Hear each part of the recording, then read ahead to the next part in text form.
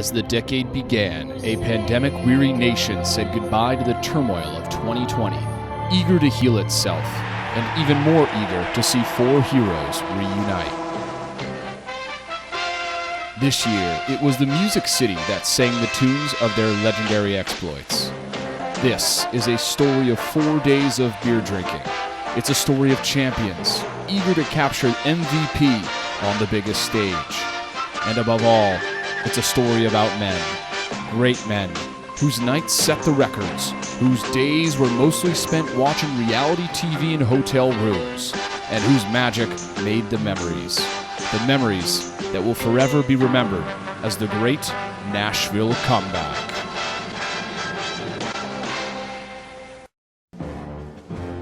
This wasn't just another perky Nashville bachelorette weekend.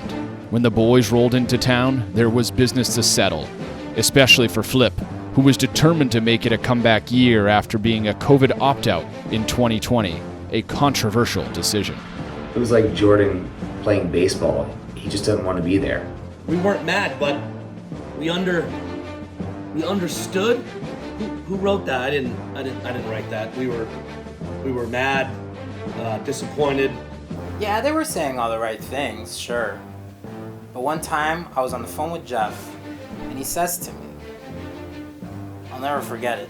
He says to me, "We missed you, Flip. It wasn't the same without you." I mean, come on. You know what I mean? I mean, it just sounds like... Exactly. Between me and you, the kid's a bitch. You know, I mean, we're nice about it. It's just if you read insults into it, I mean, well, fine. You should. It became personal for me. Flip was determined to show he still had his top form from the Ozarks, and he came out firing. Firing. A bull in a china shop. Couldn't be stopped. He pulled out all the stops. He was loud. Flip is so cute! Flip is so cute! There was no holding back this man on a mission. He worked the field relentlessly, talking to any weirdo who'd cross his path. And one weirdo stuck out above all. He allowed, like, this fucking moron of a guy to just latch on. Yeah, the guy bought us drinks. The whole first night, he was buying drinks left and right, but was it worth it? Yeah. He was, like, trying to get us to fly to Kentucky in this puddle jumper that he apparently had, and he wouldn't shut up about it. Annoying new friends or not, Flip sent a clear message. He intended to keep his trophy and was the clear frontrunner. Maddie? You know what? You're buying lunch tomorrow. Oh, yeah, I'll buy lunch. I'll buy your lunch tomorrow. Yeah, Maddie. Oh.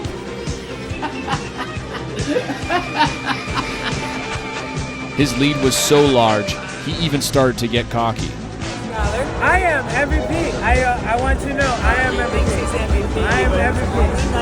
I am winning, and I am dominating, as you would expect me to do. It became personal to me. But if you know anything about Ryan Farrow, he refused to be intimidated. Though usually you can't drag him out of bed for anything that isn't gambling, Flip's fighting words woke him right up. He thought he was the MVP, but little did he know that there was me. There was me. Flip thinks he's going to be MVP I am just on the definitely first MVP. night. Not gonna be. I am. No. I am dominating. I have thrown touchdowns. The only I thing have he's ran done is stroke touchdowns. the long dick of a guy that I paid for a have drink. stroked. No, yeah, exactly. I knew if I was going to stage some sort of comeback that night, I'd have to answer him. So I did. The only thing that he is sealed is going back to somebody else's hotel room that's not ours to make sure he blows them because he bought us drinks. If that's MVP status, I don't know what is. But first, though falling fast in the standings, Jeff had another type of comeback on his mind, avenging his controversial and potentially worst trivia loss of all time at the Ozarks. They were the worst that whole game. You know, the only thing he had on his mind all year was Pharaoh and me and that trivia loss. You know he was practicing trivia all year. Every time we answer one fucking question, they're challenging and screaming. until we lost on some bullshit technicality. This is my game. I invented Coach J-Bone. It became personal with me. We didn't stand a chance.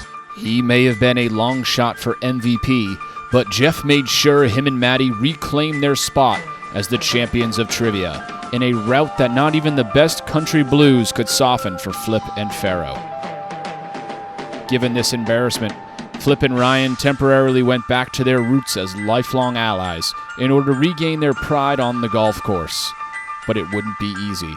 Flip, who struggles enough in mini golf, feared that this year's driving range format would really put him out of his element. But he did just enough, and lifted by Pharaoh's always stellar play, the Dream It, Believe It, Achieve It gang rose to a historic repeat golf title. Champion of 2 years running. Two in a row. While Jeff accepted that this year's MVP was a two-man race and he wasn't in it, Maddie, usually the first to give up, had a bout of late-stage delusion. No one self-sabotages quite like Maddie. He's usually tired before he even gets to the trip. But for someone who doesn't really care, you know he's bound to get fiery at some point. This year, the boys wouldn't so much see that fire as taste it. Don't even talk to me about Maddie's choice of fried chicken place. Bolton's? You fucking kidding me? I find this awesome place, and all I hear is complaining. What was that? Did I almost lost my tongue. I almost lost my life.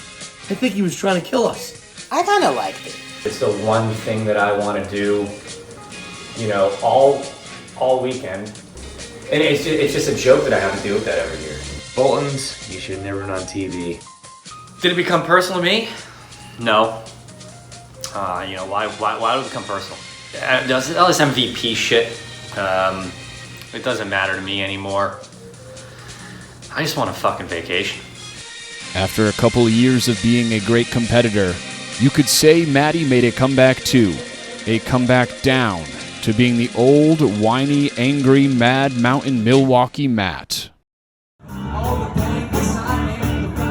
As the end game approached, Pharaoh turned his attention to his main rival. So this is when you're gonna want to play the epic music. Balls out contest. Just how I like it. If it's time to ball, the ball's rolling. Come at me? I'll be here waiting for you, motherfucker. He was narrowing the gap, not only because he granted the boys access to a sick brunch place and private game room, but more importantly, he doubled Flip's energy in the final stretch. I knew he was going to make a run. That wasn't surprising. I just really thought I had a large enough lead to withstand it. Pharaoh had cut down Flip's lead, but time was almost out. With only a few seconds left on the clock, he found himself in need of a Hail Mary, a half-court heave for the ages. One epic moment, one epic move that would propel me into first place. That's when he saw his chance. I felt it deep down in my loins, the surging energy. We're just sitting there all hungover, and I just hear this guy, and it's like, hey, you want me to do a belly flop? All the people beckoning me to do it. Well, what I saw was Flip turn around and fear in his eyes. He was in a panic. Oh, I surely did it. The Immaculate Flop. Music City Miracle. Unbelievable, absolutely impossible dream of a play. Call me Matt Ryan. Call me 28-3. He stormed back on me. I'm sorry. Well, yeah, he was concussed. He was concussed, but you know what? He deserved that nap afterwards. He was the MVP. MVP, motherfucker. The boys stepped back into the scene in the most dramatic fashion, promising fans stories and thrills for trips to come.